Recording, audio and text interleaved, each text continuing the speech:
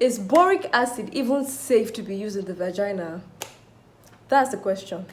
Hey beautiful people, welcome to my channel. If you are new here, you are welcome. If you are a returning subscriber, you're a darling, welcome back.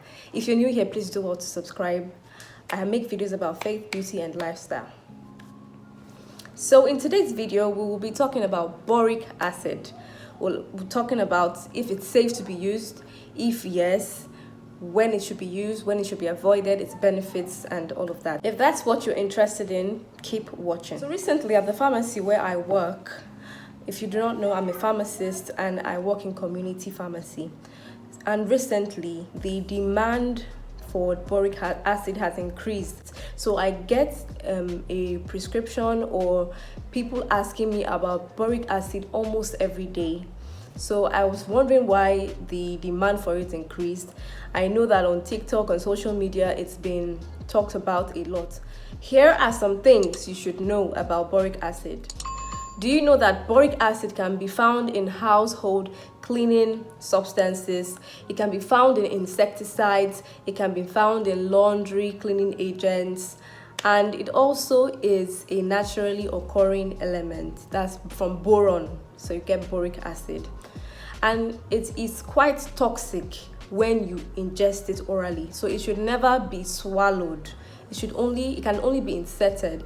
That's when it's used in safe amounts. So it's quite toxic if you take it orally. Do not make the mistake to swallow boric acid. Boric acid has antifungal, antibacterial, and antiviral properties. And now we'll talk about when it can be used. Women who have recurrent vaginal yeast infection, I'm sure you know it as candidiasis, when there's this whitish discharge and there's this itching and burning sensation. For some women, it's reoccurring and they find that when they use the regular antifungals, they do not get results or do not get relief on time. So such ladies now resort to taking boric acid. Usually, boric acid is not the first line substance or drug. It's not the first line drug you should use. First of all, if you should have candidiasis, you should talk to your doctor. They will place you on an antifungal medication to take. But if your candidiasis, your yeast infection keeps recurring, boric acid is a good medication to use. Boric acid can also balance out the pH of the vagina. When you are placed on antibiotic for a really long time, it can mess up your vaginal flora. That is the natural organisms that are in your vagina, the good bacteria that are in your vagina. So if you are placed on antibiotics for a really long time, it could destabilize or cause an imbalance or disrupt the equilibrium of your vagina. You are to avoid using boric acid if you are pregnant or you are breastfeeding, if you have diabetes, if you have an STI, sexually transmitted infection like gonorrhea, herpes, chlamydia. Please be careful. Some ladies use this for STIs and it is wrong, because if you're having some STIs that will come with some kind of sores or bleeding in your vagina, it will be toxic to that environment, to that area, to your vaginal area. So you should avoid boric acid if you have any sexually transmitted infection.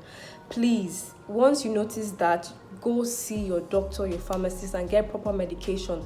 Boric acid should not be used if you have an STI. How are you meant to use boric acid? Boric acid, like I said earlier on, should be inserted and not swallowed, and it will be inserted at night for 7 to 14 days. That is 1 week to 2 weeks. You can do this for up to 2 weeks. But after that, if your symptoms still persist, you would need to go for comprehensive tests and checkups. For ladies who have recurrent yeast infection, candidiasis, to prevent it, you can actually take boric acid once a week for up to 3 months. Just once a week, just for prevention. But boric acid is not something you're going to take for a really long time. Medications, you don't take medications for a really long time, except you have a chronic condition. But candidiasis, yeast infections, and vaginal infections are not chronic. They are things that happen for a short while and they go once treated properly. So guys, I hope this video was helpful. If you have any questions, leave it for me in the comment section, and remember to like, to share, to subscribe. Thank you. I'll see you in my next video. Bye.